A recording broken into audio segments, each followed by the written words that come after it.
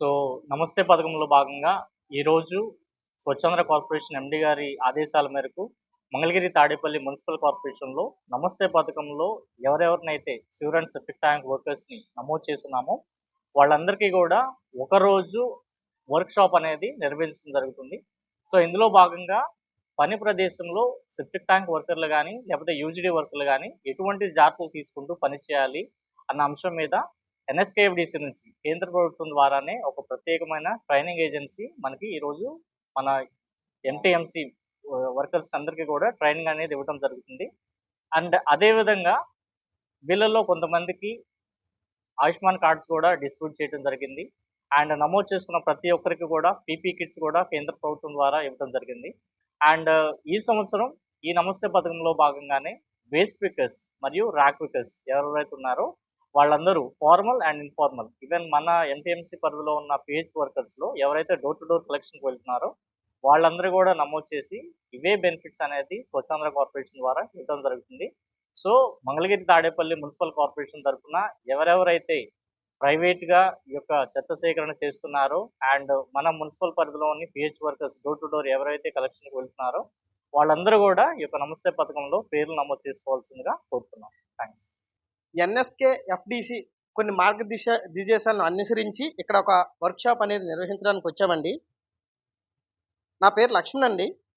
నేను మన్వెల్ బర్దేకల్ society education society నుంచి ఇక్కడ రావడం జరిగింది. ఈ సంస్థ అనేది మహారాష్ట్రలో ఉందండి. అయితే ఇక్కడ మన మున్సిపల్ కార్పొరేషన్కి సంబంధించి చాలామంది వర్కర్లు అనేది పనిచేస్తూ ఉన్నారు. ఇందులో మనకి సెప్టిక్ ట్యాంకు మరియు మురుగునీటికి సంబంధించిన వర్కర్ల గురించి ఈ వర్క్షాప్ అనేది నిర్వహించబడుతుంది. అయితే ఈ వర్క్షాప్ అనేది దేనికోసం నిర్వహించబడుతుంది, ఎందుకు నిర్వహించబడుతుంది, దీని యొక్క ముఖ్యమైన ఉద్దేశం ఏంటనేది ఈ యొక్క వర్క్షాప్లో మనం డిస్కషన్ అనేది చేసుకోవడం జరుగుతుందండి.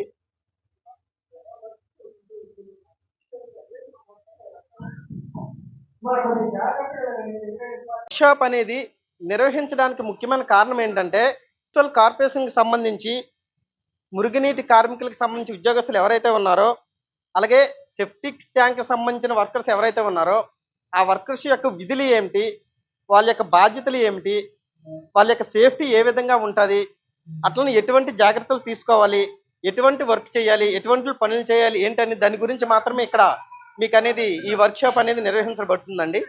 మనం మురుగునీటి కార్మికుల యొక్క విధులు అంటే వాళ్ళు ఎటువంటి పని చేయాలి, ఎటువంటి జాగ్రత్తలు తీసుకోవాలని దాని గురించి మాట్లాడుకుందామండి.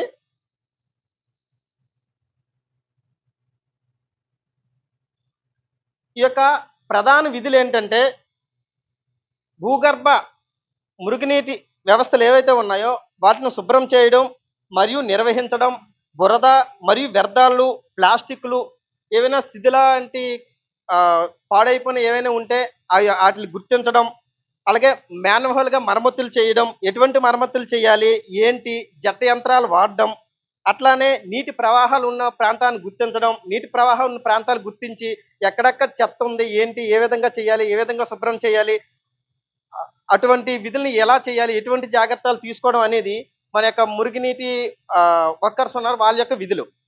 అట్లనే సెప్టిక్ ట్యాంకు యొక్క వర్కర్స్ ఎవరు ఉన్నారో వాళ్ళ యొక్క విధులు ఏ విధంగా ఉన్నాయి, ఎటువంటి విధులు చేస్తుంటారు దాని గురించి ప్రధానంగా సెక్షన్ మిషన్లను ఉపయోగించి సెప్టిక్ ట్యాంకులను ఖాళీ చేయించడం, అట్లనే సెప్టిక్ ట్యాంకులను ఏ విధంగా శుభ్రం చేయాలి, అక్కడ ఎటువంటి జాగ్రత్తలు తీసుకోవాలి, లీకేజీలు కానీ లేకపోతే మరమ్మతులు కానీ రిపేర్లు ఉంటే ఏ విధంగా గుర్తించాలి, ఆ పైప్ లైన్లను ఏ విధంగా రిపేర్ చేయాలి, అటువంటి దాని గురించి కూడా మనం ఇప్పుడు ఈ వర్క్షాప్లో డిస్కషన్ చేస్తామండి. అట్లనే సెప్టిక్ ట్యాంక్ ద్వారా సేకరించిన వ్యర్థాలన్నీ కూడా ఎక్కడ పారవేయాలి, దాని యొక్క డివిజన్స్ అంటే ఏ విధంగా వేరు చేయాలి అని దాని గురించి కూడా ఈరోజు మనం మాట్లాడుకున్న ఈ వర్క్షాప్లో. అట్లనే మీరు వర్క్ చేసిన ప్రదేశాల్లో కానీ ప్రాంతాల్లో కానీ ఎటువంటి జాగ్రత్తలు తీసుకోవాలి, ఎటువంటి ప్రమాదాలు వస్తాయి, ఎటువంటివి మనం దాని గురించి కేర్ తీసుకోవాలని దాని గురించి కూడా మాట్లాడుకుందాం. అలాగే మీ ప్రదేశాల్లో వర్క్ చేసే ప్రదేశాల్లో గ్లౌజులు కానీ మాస్కులు కానీ అలాగే ఏదైనా విషవాయువులు వస్తాయనుకోండి, అటువంటిప్పుడు ఎటువంటి మాస్కులు యూజ్ చేయాలి దాని గురించి కూడా ఇక్కడ ఈ వర్క్షాప్లో అనేది డిస్కషన్ చేయడం జరుగుతుందండి. ఇక్కడ ముఖ్యంగా మాన్యువల్ సెవెంజింగ్ అంటే ఈ కాన్సెప్ట్ అండి మాట్లాడుకుందాం. ఇది యొక్క ఈ ఇల్లీగల్ కాన్సెప్ట్ అండి. అంటే ఇల్లీగల్ అంటే ఇటువంటి కాన్సెప్ట్ అనేది మనం చేయకూడదు. ఏవైనా మరుగుదొడ్లు కానీ గుంటలు కానీ కాళ్ళు నుండి కానీ ఎక్కడి నుంచైనా ఒక వ్యర్థాలను కానీ లేకపోతే ఏదైనా చెత్త చెదరాన్ని కానీ వేరు చేసినప్పుడు ఆ, తట్టలు కానీ లేకపోతే ఇంకా వేరే వేరే మనం యూజ్ చేస్తామండి. అంటే మాన్యువల్గా ఎటువంటి సేఫ్టీ వాడకుండా అనేది మనం కలెక్ట్ చేస్తాం. అటువంటి కలెక్టింగ్ చేయకుండా అది ఒక నేరం.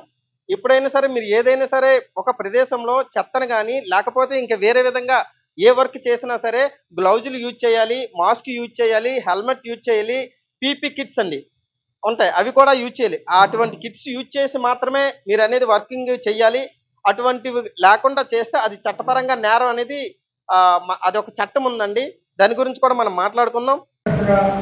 చెత్త కానీ తడి చెత్త కానీ పరిసరంలో ఏవైతే ఉపయోగపడే వేస్ట్ని ఐడెంటిఫై చేసుకొని తీసుకొని రావడం, అలాగే సెప్టిక్ ట్యాంక్స్ క్లీనింగ్ చేయడంలో, అలాగే డ్రైన్లు క్లీన్ చేయడంలో మీరు రకరకాలుగా అంటే తెలిసో తెలియకో ప్రికాషన్స్ తీసుకోకుండా మనం పని చేయడం వల్ల మనకి అనారోగ్యం ఏర్పడుతుంది.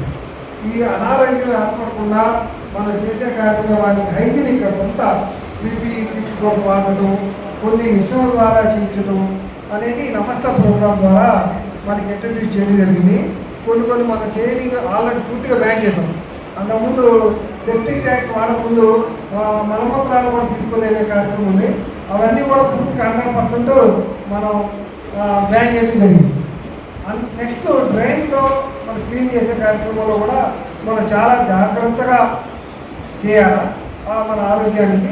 అలాగే మీకు హెల్త్ పరంగా ఆయుష్మాన్ భారత్ ఒక 5 లక్షల రూపాయల దాకా ఉపయోగపడే హెల్త్ స్కీమ్స్, ఇవి కూడా మీ ఆధార్ ఐడి అందరికి ఆధార్లు ఉన్నాయా?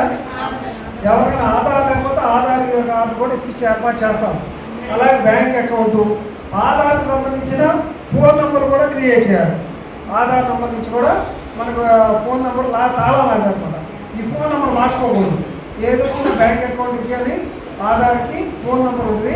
ఆ ఫోన్ నెంబర్ మార్చి మన అన్ని అతలాకులు అయిపోతుంది, మళ్ళీ చాలా టైం అవుతుంది.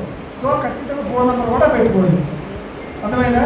దీనికి సంబంధించి మీకు ఇక్కడ డౌట్స్ కానీ అలాగే మీ పీపీ కిట్లు కూడా త్వరలో అందజేయడానికి ఏర్పాటు చేస్తాం. ఇది మనందరం కూడా ప్రొఫైల్ ప్రతి ఒక్కరి యొక్క డేటా మేము తీసుకున్నాం. మీలో చదువుకునే పిల్లలు ఇంటర్మీడియట్, డిగ్రీ ఎవరైనా చదువుకునే పిల్లలు ఉన్నా కూడా మాకు చెప్పండి. వారికి స్కాలర్షిప్ మీరు ఎవరు పే చేస్తుంటే ఆ స్కాలర్షిప్ను కూడా మా ప్రభుత్వానికి మళ్ళీ మా ప్రోగ్రాంలో మనం అప్లోడ్ చేసుకున్నట్టయితే ఆ ఫీజులన్నీ రావడం జరుగుతుంది. అంతేకాకుండా ఇంకా ఏదైనా భగవంతుడి వల్ల మీ పిల్లలు ఫారెన్ చదువులో వెళ్ళేటప్పటికి కూడా వాటిల్లో కూడా పావలా వడ్డీ మీద మీకు ఇన్ని లక్షలైనా కూడా NSKDF ద్వారా మనం పొందవచ్చు.